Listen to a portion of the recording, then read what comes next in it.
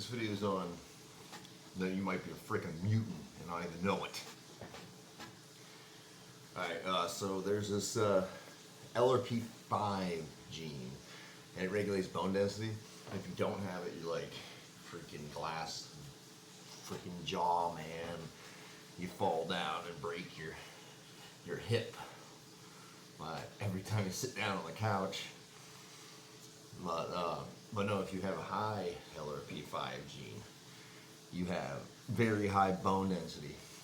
And so there's this guy who freaking, when they were like figuring out about this stuff, this dude was like in a car accident or a train accident and stuff, and he was supposed to be like really screwed up, but he walked out of that thing like just, I mean, he had some like scuffs and bruises and, you know, like flesh wounds and stuff, but he didn't have any broken bones, no serious injuries, no nothing. So they were like, hey, we gotta do studies on this guy. So they did, and they pulled it, and they found out he had a high LRP5 gene. Because also his body mass was higher, like he weighed more than he should for, you know, his height, his body fat, everything.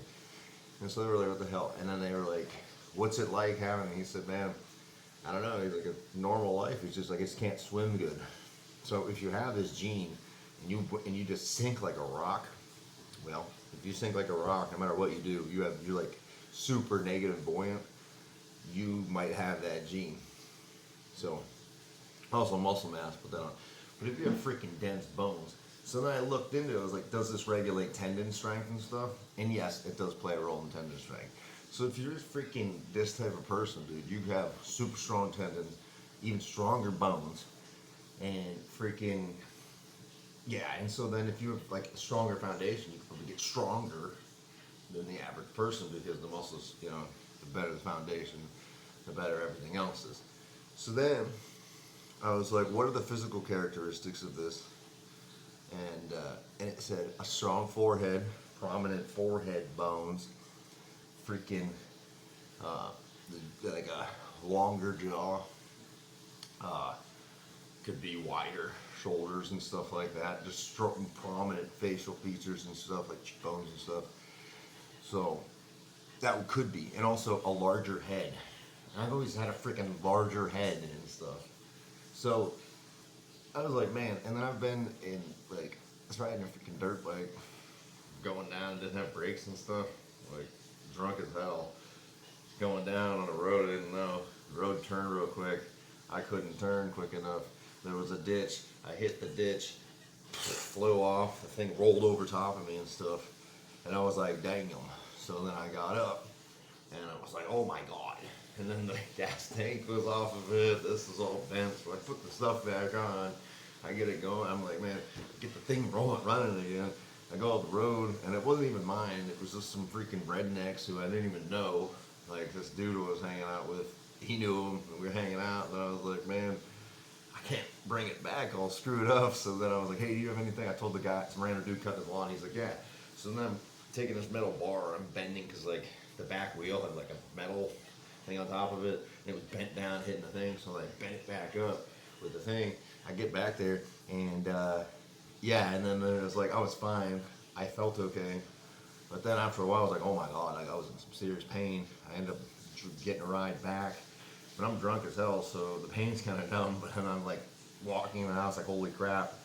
Then I lay down, I'm like, oh my god. So then 2 days later, I go down to the hospital, and they said I cracked 2 vertebrae, and I was lucky to be able to walk, man. But I think that, but the way I was going like 40 miles an hour and hit the ditch. So the whole thing is, I think I have this stuff, and then it's like just incredibly durable. It makes your body just incredibly durable, and all the things I've been there with shot, stabbed, every freaking thing, dude.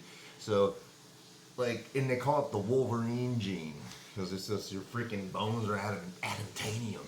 You know what I'm saying? So yeah, I don't know. You might be a mutant.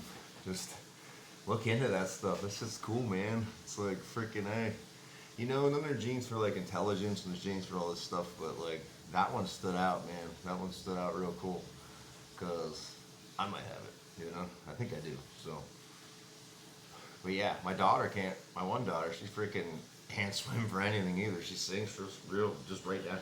But she's always been super strong. Like when she was like just under 1 year old, you know, babies are grabbing it. They'll just hold on forever. They'll hold on like that, and they'll hold on until their grip fails. Well, she could do a minute. I could pick her up by her hands, and she'd hang there for a freaking minute straight, dude. And it was like, wow, that's strong. And then when she was 5, she could do 5 pull-ups, not like all the way up, all the way down, but like this kind. You know what I mean? So like, to break parallel and then come up. So I mean, she's super strong. So I think, thinking that's freaking what's going on with that. But yeah, so that's about it for this one.